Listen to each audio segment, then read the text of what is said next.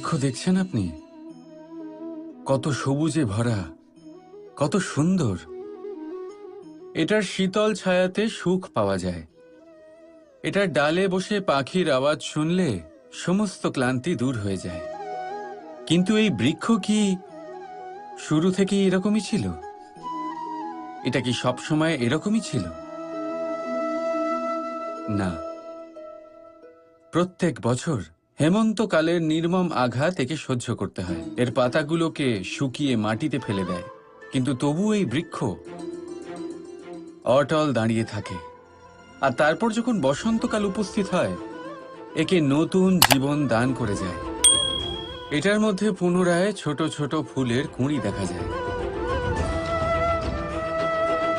এই বৃক্ষ হেমন্তের মুখোমুখি হয়েছিল, তাই আজ সবুজে ভরা।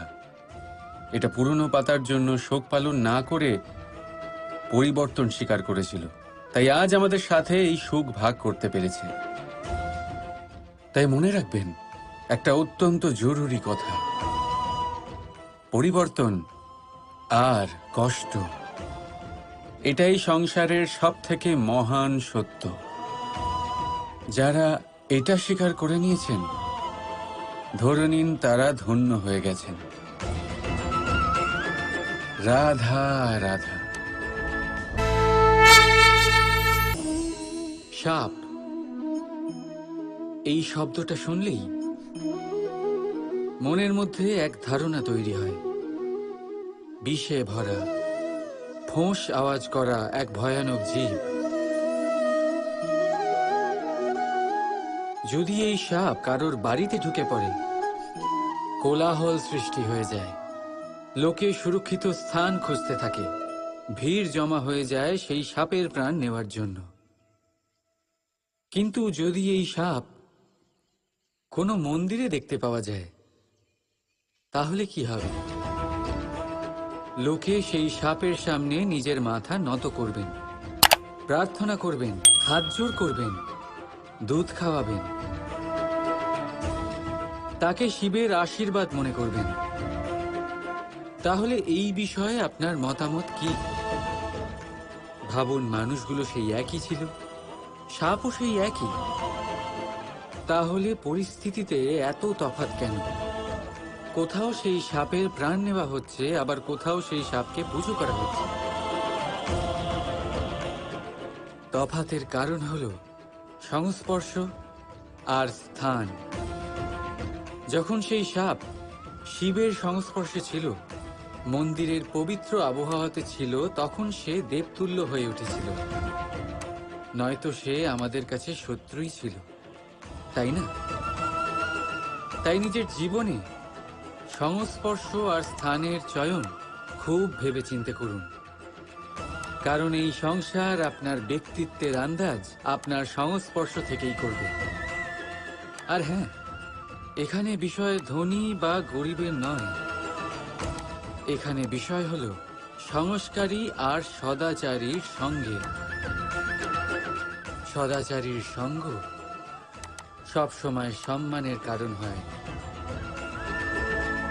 রাধা রাধা।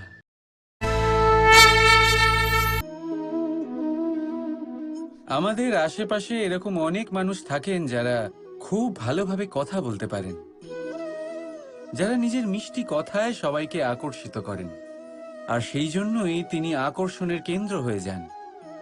আর আমাদের আশেপাশে এমনও কিছু মানুষ থাকেন যাদের কথা আমাদের আঘাত করে, যাদের নজর আমরা চিরকাল এড়িয়ে চলতে পছন্দ করি, তাই না? শব্দ, এই শব্দ অত্যন্ত শক্তিশালী হয়। যদি এই শব্দ নবজীবন দান করতে পারে, তবে এই শব্দ প্রাণও হরণ করে নিতে পারে।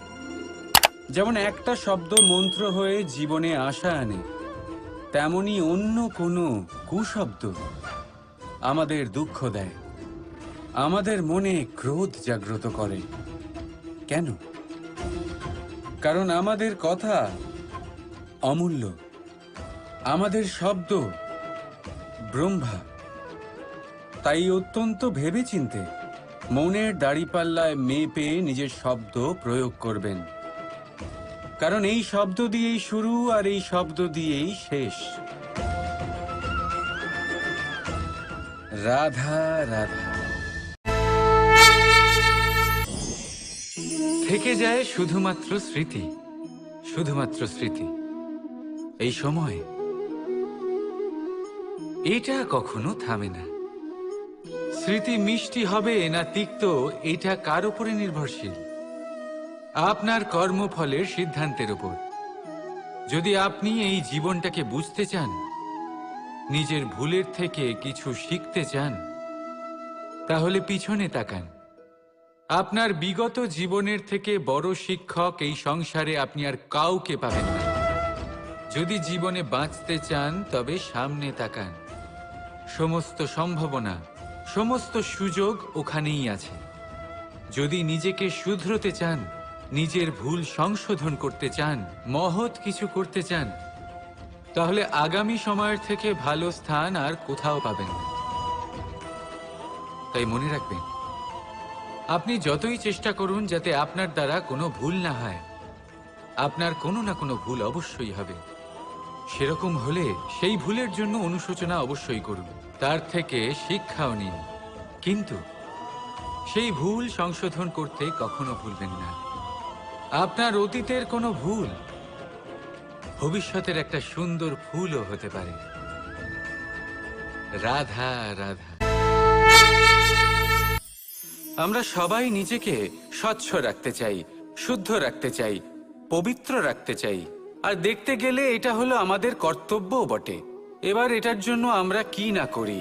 যখনই আমরা সকালে উঠি, তখন উঠেই আমরা দাঁত মাজি। দিনে যখনই আমরা সময় পাই, কিছু সুগন্ধি খাদ্য খাবার চেষ্টা করি, যাতে আমাদের মুখ থেকে দুর্গন্ধ না আসে, বরং সুগন্ধ আসে। এই পা দুটো আমরা শুদ্ধ রাখার জন্য, পবিত্র রাখার জন্য যখনই আমরা বাড়ির বাইরে যাই, পাদুকা পায়ে দিয়ে যাই। আর যখন ফিরে আসি, আমরা জল দিয়ে পা ধুয়ে নিই। মনে রাখবেন, সেই ব্যক্তির মুখ হলো সব থেকে বেশি পবিত্র, যে মুখ দিয়ে ঈশ্বরের নাম নেওয়া হয়, যার বাণী হলো অত্যন্ত শুভ, যা মানুষের পথ প্রদর্শন করে, যা মানুষকে শান্তি দেয়। যদি এই হৃদয়কে আপনি পবিত্র করতে চান, তাহলে মানবতাকে বুঝতে হবে, মানুষের দুঃখগুলিকে বুঝতে হবে, তবেই এই হৃদয় পবিত্র হবে। এই পা দুটো যদি আপনি পবিত্র করতে চান, তাহলে কোনো তীর্থস্থানে যান। ওখানে হয়তো আপনি জানেনও না যে কতজন সৎপুরুষ, কতজন মহাপুরুষ এসেছেন। তাদের চরণের ধুলো সেখানে পড়েছে, যা আপনার চরণ শুদ্ধ করে তুলতে পারে। যদি এই হাতগুলি আপনি পবিত্র করতে চান, তাহলে এই হাত দিয়ে শুভ কর্ম করুন, দান করতে শিখুন। আর যদি এই আত্মা আপনি পবিত্র করতে চান, একটাই বিকল্প আছে, প্রেম। শুদ্ধ নিঃস্বার্থ প্রেম। এই প্রেম বিতরণ করতে থাকুন। আপনি শুদ্ধ থাকবেন, পবিত্র থাকবেন। আসুন আমার সাথে ভালোবেসে বলুন, রাধা রাধা। বাবার এক মিত্র ছিলেন, বড়ই দুঃখী ছিলেন, বিপদে পড়েছিলেন। কি করবেন? ব্যবসা ভালোভাবে চলছিল না, বাড়িতে শান্তি ছিল না, সমস্ত জায়গায় ক্ষতি হচ্ছিল। তাই উনি একজন জ্যোতিষীকে দেখালেন।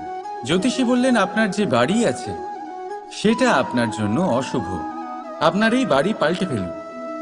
উনি বাড়ি পাল্টে ফেললেন, তবুও ওনার সমস্যার সমাধান হলো না। তারপর একজন জ্ঞানী ব্যক্তি ওনাকে বললেন যে আপনার জামা কাপড়ের যে রং, সেটা বিপদকে আমন্ত্রণ জানাচ্ছে, এই জামা কাপড়গুলিকে পাল্টে ফেলুন। উনি সেগুলো পাল্টে ফেললেন, তাও সমস্যার সমাধান হলো না। আবার একজন জ্ঞানী ব্যক্তি বললেন যে আপনার আশেপাশে যে মানুষজন রয়েছে, তারা এটা চায় না যে আপনি সফল হন, তারা আপনার ক্ষতি চায়, তাদের সাথে সমস্ত সম্পর্ক ভেঙে ফেলুন। তো উনি সম্পর্ক ভেঙে ফেললেন, কিন্তু তাতেও ওনার জীবনে কোনো পরিবর্তন এলো না। তার মানে তিনি বাড়ি পাল্টালেন, জামা কাপড় পাল্টালেন, সম্পর্ক পাল্টালেন, যেটা পাল্টালেন না তা হলো স্বভাব। এই যে স্বভাব, এটা অত্যন্ত গুরুত্বপূর্ণ। এই স্বভাবই আপনার ব্যক্তিত্ব তৈরি করে। তাই নিজের স্বভাব শুধরে ফেলুন, তাতে ভালো পরিবর্তন আনুন, সব কিছু ভালোই হবে। রাধা রাধা। বর্ষার ঋতু যখনই আসে আনন্দ এবং উচ্ছ্বাসে মন ভরিয়ে তোলে। কখনো আপনি এটা ভেবে দেখেছেন যে এই বর্ষা যা আমাদের মনকে উচ্ছ্বাসে ভরিয়ে তোলে, সে নিজে কতটা পরিশ্রম করার পরে আমাদের কাছে আসে? নদী হোক, সরোবর হোক, সমুদ্র হোক, তাকে সূর্যের তাপ সহ্য করতেই হয়। বাষ্প হয়ে আকাশে উড়ে যেতেই হয়, আকাশে গিয়ে কঠোর শীতলতার সম্মুখীন হতেই হয়, সেই ঠান্ডা সহ্য করতেই হয়। আর তারপর এই বর্ষা আমাদের গায়ে ঝরে পড়ে, কারোর তৃষ্ণা নিবারণ করে, আবার কাউকে আশ্বাস দিয়ে যায়। সেইভাবে জীবনে যদি আমাদের কোনো বড় কাজ করতে হয়, তাহলে আমাদের কঠোর এবং নিরন্তর পরিশ্রম করতেই হবে। আর যে ব্যক্তি এই পরিশ্রম করার পরেও, কোনো একটি নির্দিষ্ট স্থানে পৌঁছে যাবার পরেও বিনম্র থাকেন, সেই ব্যক্তি অমরত্ব লাভ করেন। তিনি হলেন সেই ব্যক্তি যাকে সমগ্র সংসার ভালোবাসেন। তাহলে সবসময় মনের মধ্যে বিনম্র ভাব বজায় রাখুন আর আমার সাথে ভালোবেসে বলুন, রাধা রাধা। কোনো এক বস্ত্রে যদি ছোট্ট একটা ছিদ্র উৎপন্ন হয়, আর যদি আমরা তার দিকে নজর না দিই, তাহলে সময়ের সাথে সমগ্র বস্ত্র ছিঁড়ে যায় আর কোনো কাজে আসে না। যদি কোনো একটা নৌকাতে ছোট্ট একটা ছিদ্র উৎপন্ন হয়, তাহলে সময়ের সাথে পুরো নৌকাই জলে ডুবে যায়। লক্ষ্যের দিকে অগ্রসর হওয়ার সময় একটা ছোট্ট ভুল আপনি যদি করে ফেলেন, তাহলে আপনাকে তা লক্ষ্যের থেকে দূরে করে দিতে পারে। এমনটা এই সম্পর্কের সাথেও হয়ে থাকে।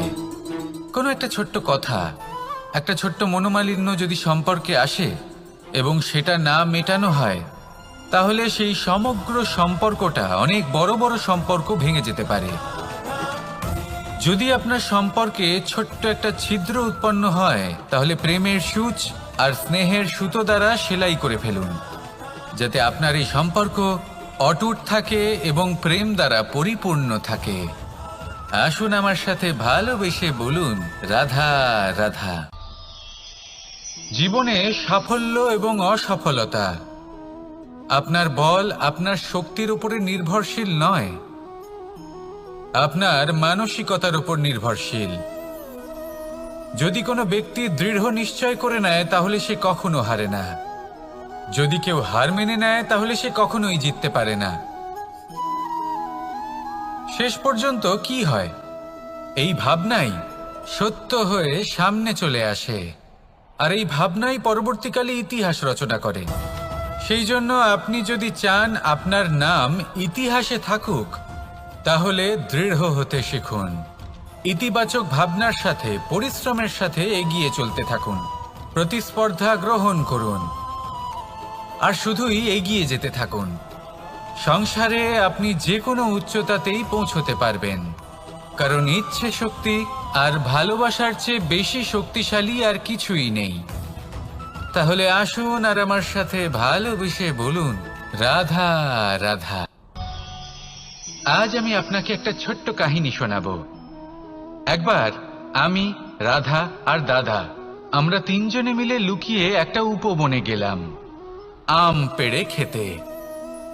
অনেক পরিশ্রম করে আমরা ওখানে পৌঁছলাম আর আমরা আশ্চর্যচকিত হয়ে গেলাম এটা দেখে যে এবার তো আম পাকেইনি। এবার দাদা কি করলেন, একটা আম পাড়লেন আর সেটা চাখলেন, আর উনি নিরাশ হয়ে পড়লেন। উনি বললেন যে এটা তো খুবই টক। তারপর রাধা একটা আম পাড়লো আর সেটা চেখে দেখলো, আর রাধা উৎসাহিত হয়ে পড়ল। আমি রাধাকে জিজ্ঞেস করলাম, কি হয়েছে, তুমি এত উৎসাহিত কেন? তখন রাধা বলল যে এবার এত বেশি টক আম হয়েছে যে এগুলো দিয়ে আমরা আচার বানাবো। তাহলে দাদা ওখান থেকে বেরিয়ে গেলেন নিরাশ হয়ে এবং খালি হাতে। রাধাও ওখান থেকে বেরিয়ে গেল কিন্তু উৎসাহিত হয়ে, আর অনেকগুলো কাঁচা আম সাথে নিয়ে। এর থেকে আমরা কি শিক্ষা পেতে পারি? যে প্রত্যেকটা স্থানে এমন কিছু রয়েছে যেখান থেকে আমরা কিছু একটা শিক্ষা লাভ করতে পারি, যা আমাদেরকে বিকাশের পথে নিয়ে যেতে পারে। এই শিক্ষা প্রত্যেক স্থানে আছে। সবকিছু আমাদের দৃষ্টিভঙ্গির উপর নির্ভর করছে। যখনই আমাদের জীবনে আমাদের সম্পর্কে কোনো সমস্যা, কোনো বিপদ আসে, তখন বেশিরভাগ মানুষ সেই বিষয় নিয়ে দুঃখী হয়ে পড়েন। আর কিছু মানুষ এমনও থাকেন যারা শেষ পর্যন্ত তার সমাধান করেন, বিপদকে পরাজিত করেন, সম্পর্কগুলিকে আবার জুড়ে দেন। যদি আপনি সুখের খোঁজ করেন তাহলে আপনি সুখ অবশ্যই পাবেন, প্রসন্নতা অবশ্যই পাবেন। যদি আপনি দুঃখ খোঁজেন তাহলে দুঃখ অবশ্যই পাবেন। এবার আপনি কি খুঁজতে চান সেই চয়ন আপনারই।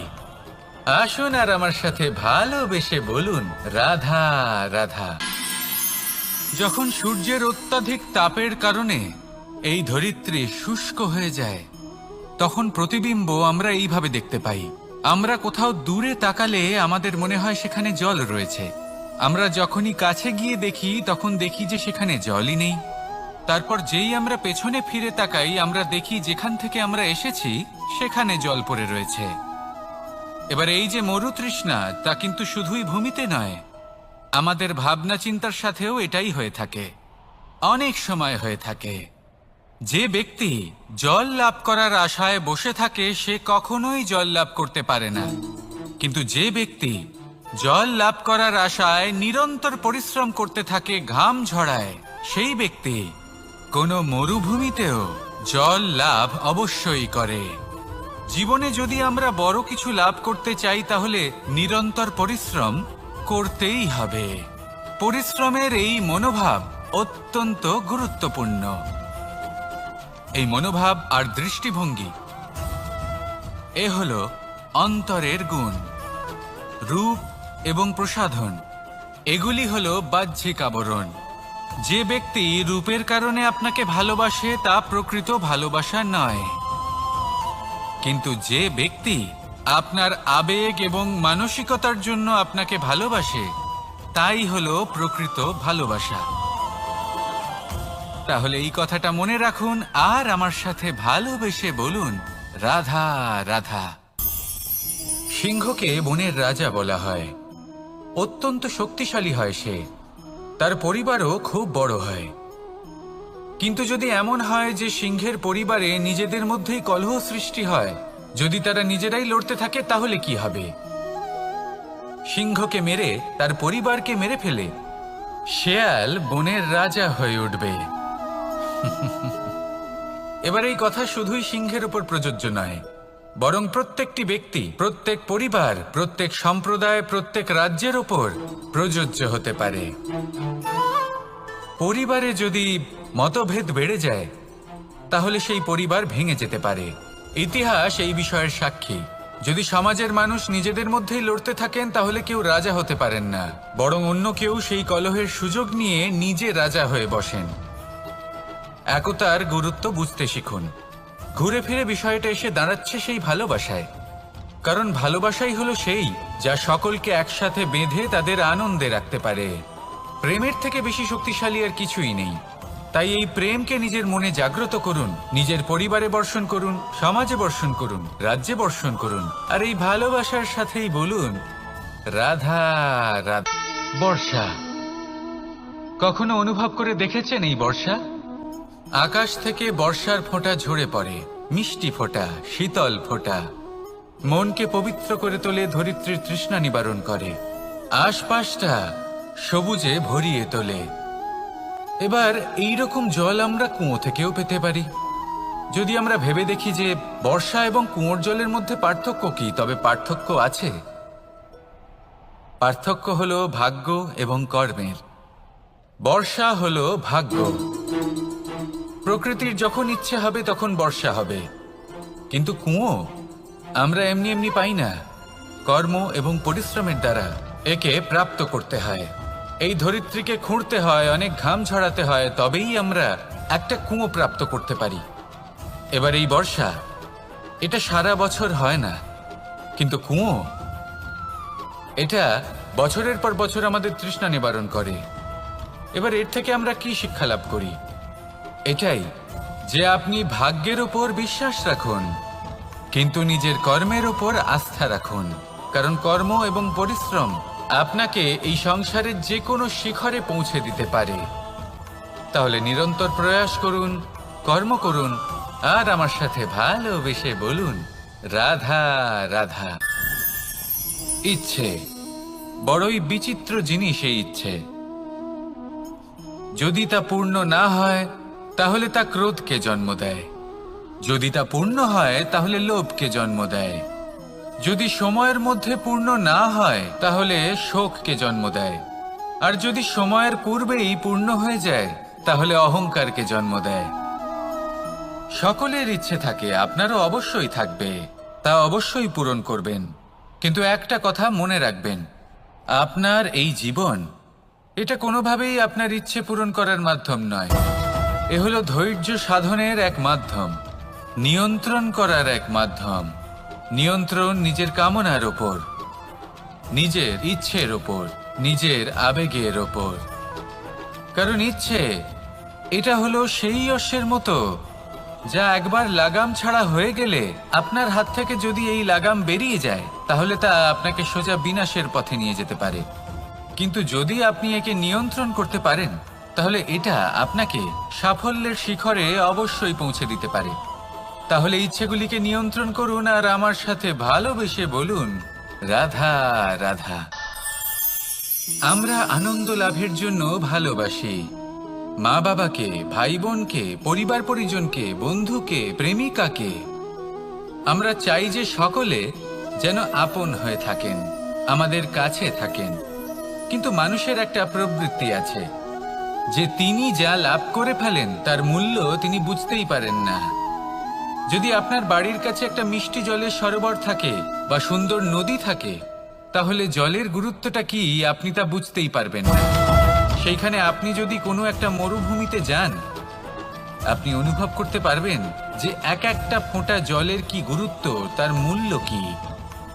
সুখের মুহূর্তে যদি আপনজনদের মনে রাখেন তবে দুঃখের মুহূর্ত নিজে থেকেই দূরে সরে যাবে। ভালোবাসা এবং তার সাথে স্মরণ করা, এটাই তো হলো জীবনের এবং ভালোবাসার আসল মূল্য। আসুন আর আমার সাথে ভালোবেসে বলুন, রাধা রাধা। একটা জলের ফোঁটাকে ফোঁটা নামে সম্বোধন করা হয়। অনেক ফোঁটা একত্রিত হলে সাগরের রূপ ধারণ করে। শুধু একটা পাতাকে পাতা বলা হয়, অন্য অনেক পাতার সাথে একত্রিত হলে তা গ্রন্থের রূপ ধারণ করে। একটা মাত্র সুতো অন্য সুতোর সাথে মিলিত হলে বস্ত্রের রূপ ধারণ করে। অনেক সংখ্যক ইট একত্রিত হলে মহলের রূপ ধারণ করে। সৈন্যরা একত্রিত হলে সৈন্যদল তৈরি হতে পারে। এটা হলো শক্তি সংগঠনের, এটাই হলো শক্তি একতার। তা সে বনস্পতি হোক বা কোনো ব্যক্তিই হোক, কোনো মনোভাবই হোক, যদি একা থাকে তাহলে দুর্বল হয়ে পড়বে। যদি সংগঠিত থাকে তাহলে শক্তিও বাড়বে আর আপনাকে সামনে এগিয়েও নিয়ে যাবে। তাই এই একতায় বিশ্বাস রাখুন আর আমার সাথে ভালোবেসে বলুন, রাধা রাধা। জীবন কিসের উপর নির্ভরশীল? ধনের ওপর, বৈভবের ওপর, নিঃশ্বাসের ওপর? না, এই জীবন নির্ভরশীল বিশ্বাসের ওপর। বিশ্বাস নিজের ওপর, বিশ্বাস আমাদের আপনজনের ওপর। কিন্তু যখন এই বিশ্বাস ভেঙে যায় তখন মানুষের মনও ভেঙে যায় আর তারপর সে অন্য কিছু করতেই পারে না। তখন কি করা যেতে পারে? তিনটে কাজ আছে যা আপনি করতে পারেন। প্রথম, ভালোবাসা।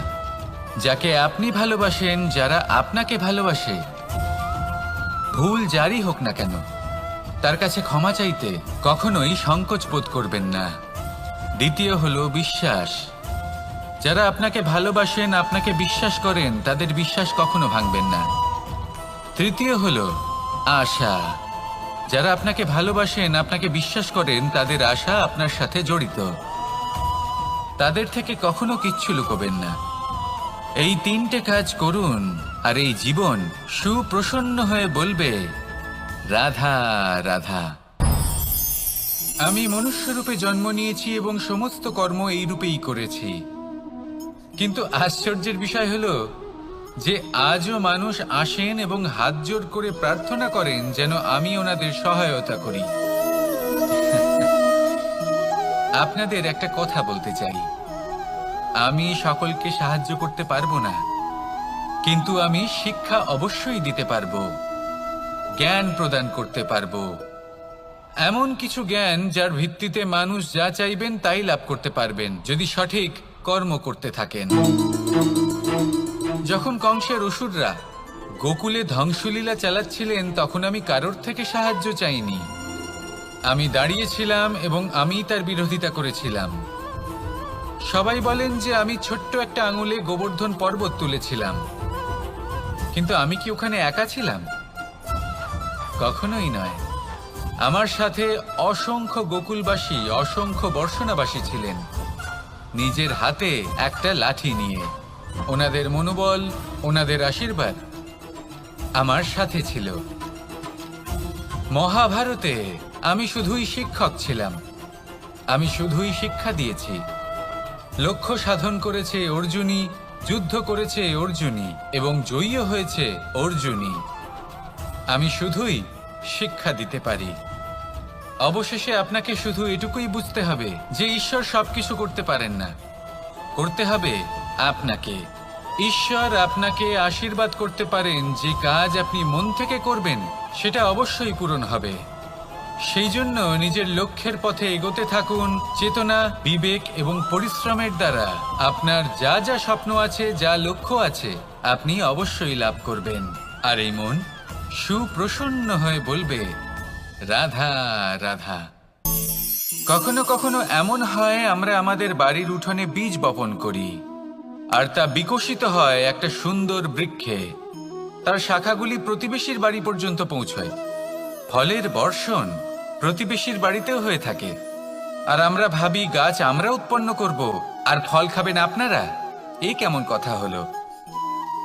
আপনাকে এই কথা বুঝতে হবে যে এসব হলো ভৌতিক বস্তু, সাংসারিক বস্তু। কখনো নিজের বাড়ির বাগানে ভালোবাসার গাছ বপন করে দেখুন, তার শাখাও প্রতিবেশীর বাড়ি পর্যন্ত পৌঁছবে, ফলের বর্ষণ সেখানেও হবে। কিন্তু সেই ফল চাইতে আপনাকে যেতে হবে না, সেই ফল দ্বিগুণ মাত্রায় আবার আপনার কাছেই ফিরে আসবে। তাই নিজের বাড়িতে আর নিজের মনে ভালোবাসার গাছ উৎপন্ন করুন। এই জীবন প্রসন্ন হয়ে বলবে, রাধা রাধা। আমাদের জীবন হলো একটা উপবনের মতো, যেখানে কাঁটাও আছে আবার ফুলও আছে। আর যদি আপনি ফুল লাভ করতে চান তাহলে কাঁটার সংস্পর্শে তো আপনাকে আসতেই হবে। এটাই জীবনের সত্য। আমাদের জীবনে, আমাদের পরিবারে, আমাদের সমাজে দেখবেন ভিন্ন ভিন্ন ধরনের মানুষ আছে। কেউ আছেন দুর্জন, কেউ সজ্জন, কেউ শত্রু হন তো কেউ মিত্র। যদি আপনি দুর্জনদের কাছে যান তাহলে শুধুই কষ্ট পাবেন, যদি আপনি শত্রুর কাছে যান তাহলে ঝামেলায় জড়িয়ে পড়বেন। তার চেয়ে ভালো আপনি সজ্জনদের কাছে যান, আনন্দ এবং জ্ঞান লাভ করবেন। নিজের মিত্রদের কাছে যান, আপনি সাহস লাভ করবেন। আরো একটা কথা বলি, এই জীবন এত বড়ও নয় যে আপনি প্রত্যেক সমস্যায় প্রত্যেক মানুষের সাথে ঝামেলায় জড়াবেন। শুধু যার সাথে আপনার মনের মিল হবে তাকে প্রণাম করুন, আর যার সাথে মনের মিল হবে না তাকে দূর থেকে প্রণাম করুন। কিন্তু মনের মধ্যে থেকে প্রেমের বোধ কোথাও যেতে দেবেন না, কারণ এই ভালোবাসাই শেষ মুহূর্তে আপনার উচিত পথ প্রদর্শন করবে। তাই এই ভালোবাসাকে মনে জাগ্রত রাখুন, আর এই ভালোবাসার সাথেই বলুন, রাধা রাধা। কখনো আপনি কোনো গোয়াল দেখেছেন? অধিক মাত্রায় গোবর পড়ে থাকে আর ওখানে এক ধরনের পোকা দেখতে পাওয়া যায়, যাকে গুবরে পোকা বলা হয়। এরা কি করে? সারাদিন সেই গোবরেই বাস করে। সেই গোবরকে গোল আকৃতি প্রদান করে নিজের বাসার দিকে নিয়ে যাওয়ার চেষ্টা করে। অনেক পরিশ্রম করার পরে সেই গোবরের টুকরোগুলো নিজের বাসার দিকে নিয়ে যায় আর বুঝতে পারে ওর বাসা তো খুবই ছোট, আর এই গোবরের টুকরো তো অত্যন্ত বড়, এ তো বাসাতে প্রবেশ করতেই পারবে না। তাও চেষ্টা করতে থাকে, শেষ পর্যন্ত অসফল হয় আর সেই পোকা একাই বাসাতে ঢুকে যায়। এরকম মানুষের সাথেও হয়ে থাকে। সমস্ত জীবন মানুষ ধন, স্বর্ণ, সুখ স্বাচ্ছন্দ্য এই সব কিছু অর্জন করতে ব্যস্ত থাকে, আর যখন সময় আসে এই সংসারকে ত্যাগ করে চলে যাওয়ার, তখন সে বুঝতে পারে যে এই সবকিছু তো আমি নিজের সাথে নিয়ে যেতেই পারবো না। মনে দুঃখ নিয়ে সংসার থেকে বিদায় নেয় সে। তার বদলে যদি মানুষ কোনো নির্ধন ব্যক্তিকে সাহায্য করে দেয়, কোনো দুঃখী ব্যক্তিকে হাসাতে চেষ্টা করে, তাহলে মনে সন্তোষ নিয়ে সংসার ত্যাগ করতে পারে। এই জীবনে ধন, স্বর্ণ, সুখ স্বাচ্ছন্দ্য অতি আবশ্যক, কিন্তু এগুলোই বাস্তব সম্পত্তি নয়। তাহলে কি এই বাস্তব সম্পত্তি, সেটা বুঝতে শিখুন আর আমার সাথে ভালোবেসে বলুন, রাধা রাধা। আপনার থেকে বড়, আপনার থেকে মহান হলেন সেই গুরু। এটা কি আবশ্যক যে সেই গুরু কোনো ব্যক্তিই হবেন? কখনোই নয়। গুরু হলেন একটা তত্ত্ব, গুরু হলেন একটা শক্তি। গুরু একজন ব্যক্তি হলে শুধুই একজনই হতেন, কিন্তু তা নয়। গুরু হলেন একটা অনুভূতি, গুরু হলেন শ্রদ্ধা। গুরু তিনি যিনি আপনার ব্যক্তিত্বের পরিচালক হন। গুরু তিনি যিনি আপনার ব্যক্তিত্বের নির্মাতা হন। আপনি কখন, কোথায়, কোন স্থানে, কি রূপে গুরু লাভ করবেন আর কি শিক্ষা লাভ করবেন তা নির্ভর করছে আপনার মানসিকতার উপর, যে আপনি সকলকে কিভাবে আপন করে নিতে পারেন। যদি আপনি গুরুকে আপন করতে চান, জ্ঞানকে আপন করতে চান, তাহলে আপনার মধ্যে শ্রদ্ধা জাগ্রত করতে হবে, সামর্থ্য জাগ্রত করতে হবে। আপনি গুরু এবং জ্ঞানকে আপন করে নিতে পারলে তা এমনিই আপনাকে মহান করে তুলবে। তাহলে আসুন আর আমার সাথে ভালোবেসে বলুন, রাধা রাধা। সময় এবং ধন, একটা যা প্রকৃতি আমাদের দান করেন আর একটা যা আমরা নিজেরা অর্জন করি। কিন্তু যখন হারিয়ে ফেলার প্রসঙ্গ আসে, তখন আমরা এই দুই একসাথে হারিয়ে ফেলি। এই সময় যদি আপনি গুনতে থাকেন, তাহলে তা এমনিও নষ্ট হয়ে যাবে। কারণ সময় গণনা করতে আপনি যে সময় ব্যতীত করেন তা তো এমনিই নষ্ট হয়ে যায়। এই সময়কে যদি আপনি একত্রিত করার চেষ্টা করেন, তাহলে তা সম্ভব হবে না। সময়ের বিষয়ে শুধু একটাই কথা বলবো, আপনি যদি একে ব্যবহার করেন তাহলেই জীবনে বৃদ্ধি হবে। ধনের সাথেও এটাই হয়। কথায় আছে যে এই ধনের দ্বারাই ধন অর্জন করা সম্ভব। যদি আপনি এই ধনের যত্ন নেন এবং একে সামলে রাখেন, তাহলে ধন আপনাকে সামলে রাখবে। এবার সময় আমরা প্রচুর পরিমাণে পাই, কিন্তু তার অর্থ এটা নয় যে আমরা তা নষ্ট করি। বাস্তব অর্থে সময় তা অত্যন্ত মূল্যবান। এর সদ্ব্যবহার করা যদি আপনি শিখে যান, তবে এই সময়ও আপনাকে অবশ্যই অতি মূল্যবান করে তুলবে। আসুন আর আমার সাথে ভালোবেসে বলুন, রাধা রাধা। কথায় আছে যে এমন কোনো অক্ষর নেই যার দ্বারা কোনো মন্ত্র হয় না। এমন কোনো বনস্পতি নেই যা নিজেই একটা ঔষধি নয়। পৃথিবীর এমন কোনো ব্যক্তি নেই যার মধ্যে কোনো যোগ্যতা থাকে না। শুধু প্রয়োজন হলো যে ব্যক্তিকে আমরা খুঁজে চলেছি তাকে সঠিকভাবে চিনে নেওয়া। যদি তার যোগ্যতা, তার বিশেষত্ব আমরা বুঝতেই না পারি, তাহলে আর লাভ কি রইল? এই সংসারে এমন অনেক ব্যক্তি রয়েছেন যারা ছোট ছোট অসফলতার কারণে আপনাকে এটা বলে দেবে যে আপনি কোনো কাজের নন, আপনি হলেন মূর্খ, আপনি কিছুই করতে পারবেন না।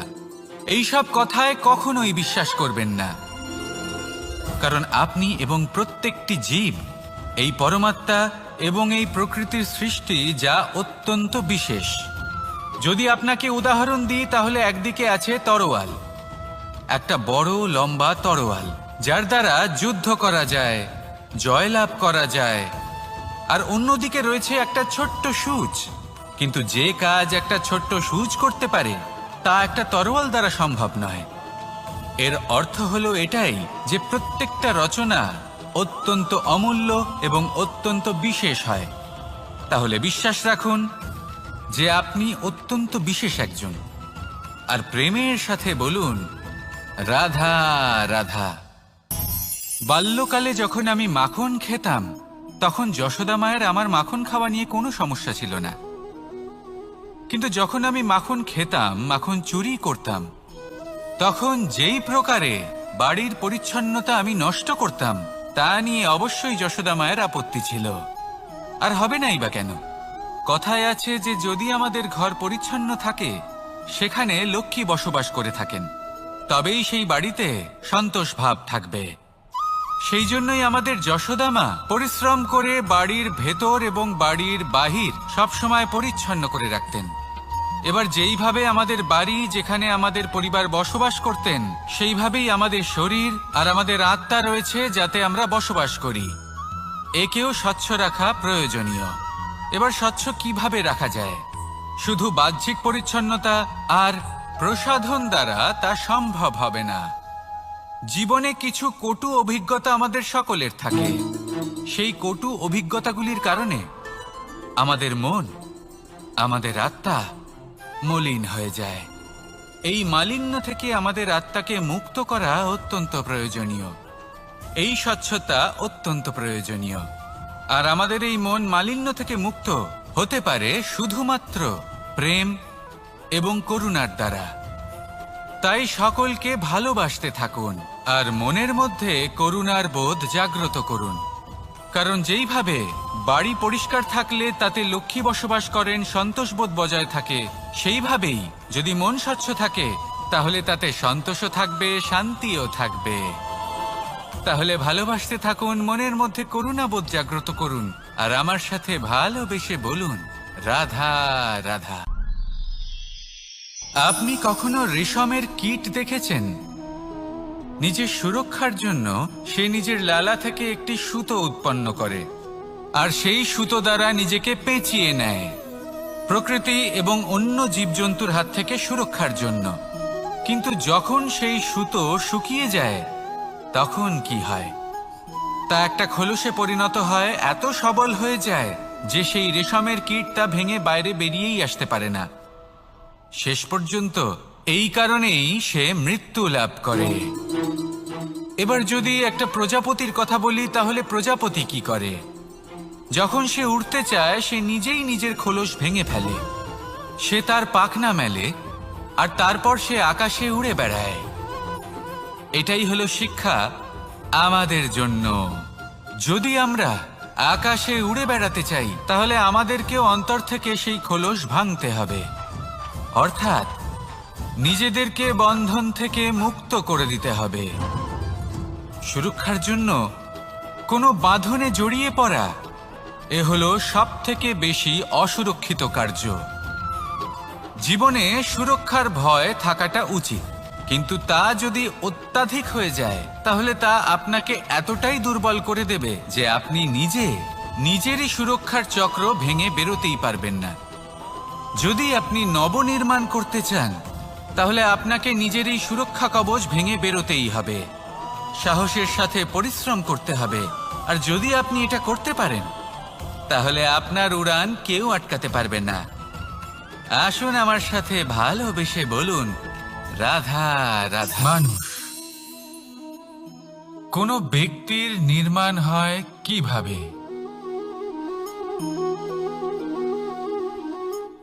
কেউ বলবেন পঞ্চতত্ত্বের দ্বারা, কেউ বলবেন আত্মা, দেহ ও চেতনার দ্বারা, কেউ বলবেন ঈশ্বরের কৃপার দ্বারা, তো কেউ বলবেন এই প্রকৃতির পরীক্ষার দ্বারা। না, মানুষের নির্মাণ হয়ে থাকে বিশ্বাস দ্বারা। ব্যক্তি তখনই গড়ে ওঠেন যখন ব্যক্তিত্ব থাকে, ঠিক কিনা? আর ব্যক্তিত্ব তখনই হবে আর সেরকমই হবে